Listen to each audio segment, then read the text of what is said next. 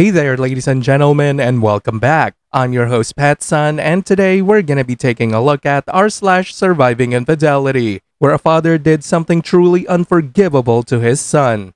Let's begin.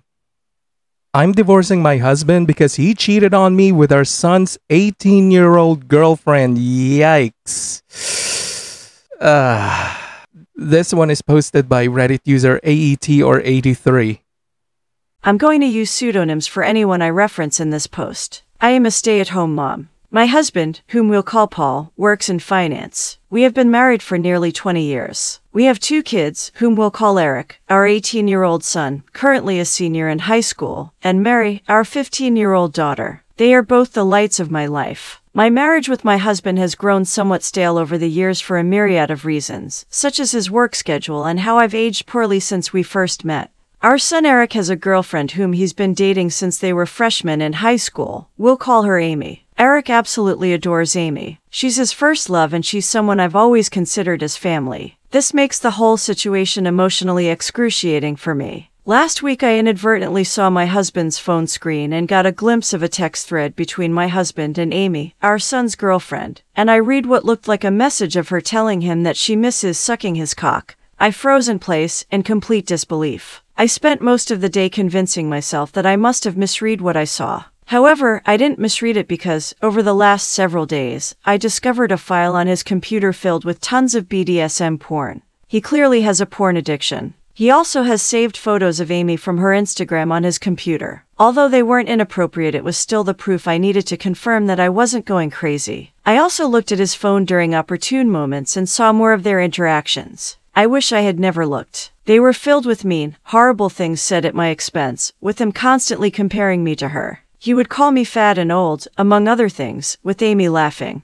I've always had hunches or paranoid feelings that Paul has been cheating on me, but never in a million years could I have fathomed something like this. Last month, I found a thong in our bedroom that I knew wasn't mine. I turned a blind eye to it, being naive and acting like it was maybe our daughter's, even though that made 0 sense. Not only is he cheating on me, but he's betraying our son. I'm completely devastated. I don't even think words can adequately describe the dread, anger, and shock I feel right now. I'm totally overwhelmed on how to handle this, because obviously action needs to be taken, but I'm terrified of what kind of psychic blow this will be for my son. I have no idea how to even broach this completely fucked up topic with him. I wouldn't wish this predicament on my worst enemy. I can't even believe I married this scumbag in the first place. And then my mind started to race, realizing that I started noticing specifically unusual behavior from him around the same time Amy turned 18. Was he waiting for her to turn 18 before pursuing this affair? There are so many layers to all of this and I'm completely paralyzed with fear and dread about it all. None of it makes any fucking sense. How did this happen? Am I that much of a stupid idiot that I let all of this happen under my watch? Eric adores Amy, and the thought of revealing this sickening truth to him terrifies me. The impact on his young heart and mind could be devastating. My heart aches for Eric and Mary, who are completely innocent bystanders. I haven't confronted my husband about this, because I'm frankly scared of the domino effect. I don't know who to turn to first about this. I share my story not for sympathy, but in search of understanding and perhaps advice from those who might have had to grapple with deep betrayal. Thank you for listening. Edit, to not of my initial post be long-winded because I didn't think I needed to get into the minutiae of this. I didn't bother going into those details. How I inadvertently saw it was this: he was on his phone. He did not have iMessage open currently on the screen, but the application was still open. You know how on the iPhone when you swipe up and it shows all of the applications that are open and you can close them. When he was closing out the applications, I noticed it. It's not like he was some kind of idiotic buffoon having iMessage open for all to see. I saw you forgot he had the application running when he swiped up from a completely different app. Also, I did say in my post that I went back to his phone to actually solidify my suspicion on a different day. So you are incorrect in asserting that I'm now magically changing my story. I am being consistent. Edit 2. Thank you everyone for your overwhelming support. I'm sorry if I haven't responded to your private messages. I'll get to it when I can. Dealing with a lot right now and taking a lot of steps that need to be taken. I'm trying to be smart and strategic with this truly surreal and terrible situation I'm in. I want to be clear that not telling my son about this was never something I was considering. I didn't mean to make it seem that way. I was just saying I'm intensely dreading it, but obviously it needs to be addressed. It's one part of the many steps of my overall plan. I'm currently playing dumb and collecting as much evidence as I can so I can be prepared for anything and everything. I'm going to protect myself and I'm going to make sure I don't put myself in any potential harm's way. I'll post a more thorough update soon when I can. But please know, you've all touched my heart so much and made me feel less alone. First update.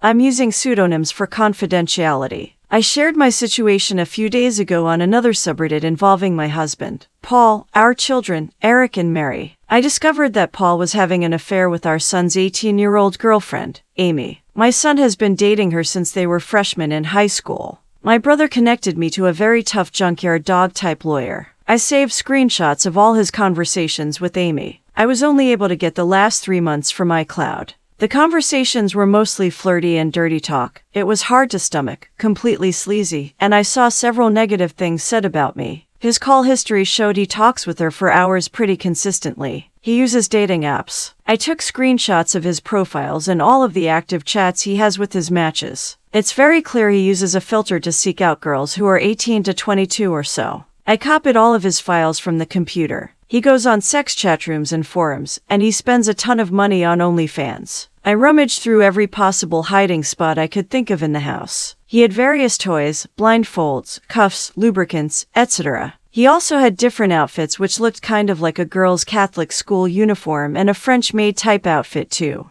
I picked up Eric and Mary from school and we all drove to my brother's. They were able to sense something was awry when I picked them up. I delicately told them the entire situation and I broke down crying. Mary had the most anger, even more so than Eric. I met with Amy's mother and told her everything. She confiscated Amy's phone and gave me the entire chat log. It only dated back 3 months ago, like on my husband's cloud, almost as if they both deleted the messages at the same time. She told me Amy sobbed when confronted. Amy basically told her mother that she will never understand and that she and him are in love. I don't want to get into too many details with what else she was saying, but suffice to say, it's very easy to assume that my husband slowly and methodically became a sage-like figure in her life, making her feel she could rely on him, and he took advantage of the fact that she came from a broken home. Amy is also non-stop insistent that their friendship only became romantic and physical recently, but before that, she said he was more of a friend and mentor. I confronted Paul over Zoom. The look on his face was scary. He became red and looked so sweaty, he had anger and panic in his eyes. His tone of voice was very defensive and frightening. He kept yelling the word context over and over again, and that none of that happened. He was unable to speak without constant stutters and intensity. Nothing really made any sense to me. I refused to tell him where I was, and he said I had no right to take his kids away from him. Then he abruptly left the Zoom.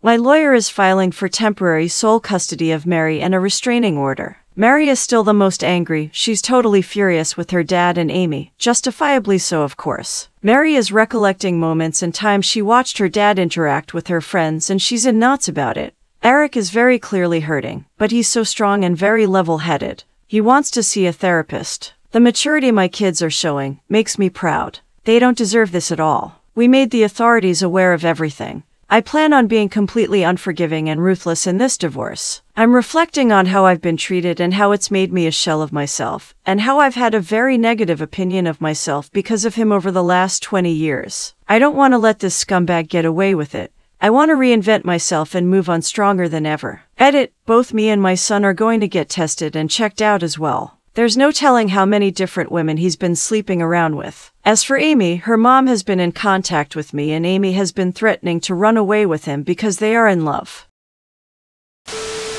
Second update. Thank you again for all the love and encouragement. It gives me comfort and means so much to me. I've received many comments and messages accusing me of faking this story, which oddly also provides comfort because all of this feels unreal even to me. It validates my own feelings that there are people out there who can't even fathom this being true. I wish it were fake. I've been focusing on and worrying about how others are feeling over this, somewhat ignoring my own feelings, which I'm trying to change. I range from anger to numbness like a light switch. We're all safe and still at my brother's house. We're very careful and his house is secured. Paul has tried to call my cell phone several times a day. I am refusing to interact with him and I will have my lawyer handle all correspondence. He scares me, frankly. My brother has a very secure house with an alarm system and deadbolt locks. We feel safe with him. Both my son and I got checked out and tested. It appears so far that we're both clean based on the immediate rapid tests, but in the coming days, we'll know for certain when the lab results come in. I'm not overly concerned. Eric is scheduled to see a therapist early next week, which is very good and needed. He's not himself right now. He seems a bit shell-shocked and I am concerned. He internalizes a lot, and it's hard to get a read on what's going on in his head. That being said, he's thoughtful and has been talking with me, asking me how I'm doing and everything. He's not interested in corresponding with his dad at all. He calls only my cell phone and he hasn't tried to reach out to either Eric or Mary. I get the sense that Paul is extremely nervous. He's scared, and I think he deep down knows that if investigated thoroughly, he would be in big trouble. That's what my gut is telling me. I still think about the Zoom call with him, and the more I think about it, the more it looked like he was a man whose entire world was crashing down on him. The panic in his face was very apparent. I offered Mary for me to make an appointment with a therapist as well, but she doesn't want to see one yet. She said she's open to it eventually but wants time to herself. She's been asking her friends about her dad and if they experienced any creepiness from him. Her friends were open and honest with her. Apparently, they felt like he stared a lot and sensed his hovering presence whenever they were over. One of Mary's friends went so far as to say that she felt like he was checking her out a lot, like looking at her rear and complimenting the color of her yoga pants. At the time, no issue was brought up about it, but in light of everything that has been happening, it seems strange now. He would sit himself in different areas or vantage points to get a good view of her, she claimed. He also asked questions about what kind of friend group or which clique they were in at school. He kept asking about if they were popular girls. I'm completely embarrassed that they had this experience at our house. As for updates on Amy, which is the main reason why I wanted to write this update, I completely agree that she is also a victim. A lot of people have been emphasizing that, and I agree. I've done everything I could in my own power to indirectly get her opportunities to get help. Like I said, I told her mother, and she's been updating me on everything. Amy, unfortunately, is still living in her deluded reality, and I can only pray that she'll eventually come to her senses. She doesn't want to see any doctors or therapists at all and has been constantly trying to reach Paul because, again, she believes that they are in love. From what I've been told, she hasn't been able to get hold of him, and he's been avoiding communication with her completely. Amy blames me for that and believes I took away his devices and am very controlling. Any truth that her mother tries to convey to her is met with conspiracy theories and hostility. Amy looks at me as a villain and still sees Paul through rose-colored glasses. Her mother showed her screenshots of his dating app profiles and matches, and she refuses to believe it, saying I photoshopped it. According to her mom, Amy keeps saying things like everyone is just mad because she found herself a real man, and that I'm jealous because she takes better care of him than I do. It's in line with some of the conversations I screenshot, where a lot of what Paul says is him complaining about things I don't do for him sexually. Right now, she's insistent that she and Paul will be together in the long run. Ugh, he's honestly a slimeball. I can only hope that Amy comes to her senses, but me directly intervening doesn't feel like it would be productive at the moment. Maybe eventually, though. And now, for OP's third update. The support, again, has been overwhelming and I'm very grateful. Sadly, I've received a lot of negative, accusatory, harassing private messages from people here who think I'm faking this story. Someone made a comment on some post somewhere claiming that my story has been debunked, and people believe that person. I've seen an uptick in negative messages accusing me of making this up for money. I'm not asking for money at all. Coming here was completely rooted in emotional desperation, and I didn't expect anyone to get invested in my story this way. But again, I'm not looking for anything out of this. I have no reason to lie. I'm not gaining anything from this. If you don't believe me, that's fine. I don't care. But the only thing I ask is to not cross the line and start sending me private messages that are mean-spirited or accusatory. The only reason I'm continuing to post is because of those of you who have sent me love here, and the support really lifted my spirits. As for the divorce, it's very much underway. I'm not going to get into the specifics of it all because it's ongoing, and I want to make sure everything is going to go smoothly. I got temporary custody of Mary. Paul also has to pay temporary child support. There's a protective order. Paul can't contact us or come near us. Right now, we're just focusing on getting through this legal mess. Again, not getting into specifics because I don't want to mess anything up. But what I'll say is I'm very confident that there's overwhelming evidence against Paul that will get him in serious trouble, and it will impact him for the rest of his life. I'm sure eventually I can share more about that. I know a lot of people are concerned about his predatory ways, and I just wanted to convey this, even though I have to be vague right now. Justice will come. All of your concern about how my kids are doing psychologically means a lot to me. Eric has been to therapy twice over the last 2 weeks. I know some people thought I was dismissive of him and acting like he's doing okay. I very much know that he's hurting internally, and we're doing everything we can to make sure he knows he is supported and loved. My brother has been amazing in spending time with Eric and Mary, and both of them have confided in him about a lot. My brother has a very healthy marriage, and both he and his wife have really stepped up to the plate for all of us. Mary has not seen a therapist yet, but she promises that she will be open to seeing one soon. Her anger has mostly turned into sadness, I noticed, and I hope I can get her to see a therapist soon. Her friends have played a key role in this whole thing, and that's something that Mary has been grappling with as well. I know a lot of people are invested in the well-being of Amy as well. There were a lot of questions about whether Eric and Amy would still see each other at school. It sounded like they go to the same school, but they do not. Eric and Amy went to the same junior high school and knew each other even then, but Amy ended up going to an all-girls Catholic high school, while Eric stayed in the public school system. We all lived in the same town, and over the summer heading into freshman years when they were getting to know each other and when they started dating. I wish I had a better Amy update, but it's gotten a lot worse since the last update. Paul has actually been seeing Amy, despite her mother trying to force her not to see him. She tells me that Amy says she's 18 and an adult, and she can do what she wants. Her mother is in a precarious spot because if she kicks Amy out of the house for defying her, something that she has threatened to do, she would just run to Paul permanently. The time she spends with Paul has increased over the last week, despite the fact that Paul initially ghosted her when all of this first hit the fan. There were some days where Amy would just be gone for hours on end. There's only so much I could do with the Amy situation. But again, I do believe things will turn around soon with that, given what I know about Paul and what's to come. I can only pray that Amy can get help and guidance when more shit hits the fan. I'm doing everything I can with my own kids and my own mental health, and Amy's mom knows she has my support, and that's all I could really provide.